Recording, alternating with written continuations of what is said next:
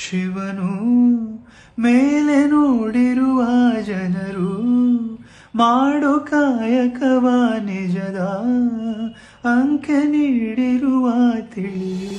ಇವತ್ತು ಕನ್ನಡ ಪ್ರಕಾಶನ ಅವರ ಜನ್ಮದಿನ.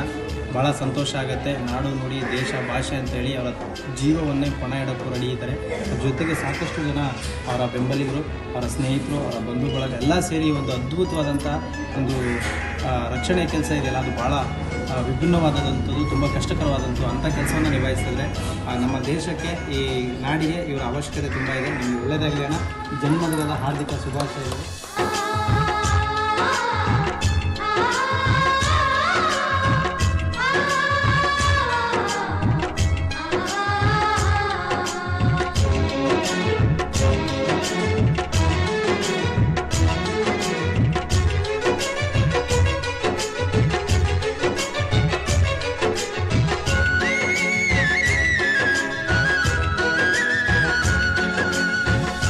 ಕೆಲಸ ಮಾಡ್ತಾ ಇದ್ದೀರಲ್ಲ, ನೀವು ಪುಣ್ಯವಂತರು ಅಂತ ಅಂದರು.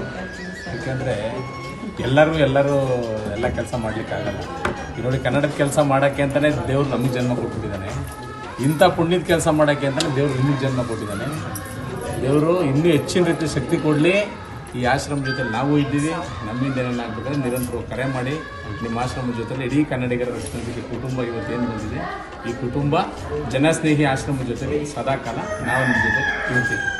ಎಲ್ರಿಗೂ ಒಳ್ಳೆಯದಾಗಲಿ. ಜೈ ಹಿಂದ್, ಜೈ ಕರ್ನಾಟಕ.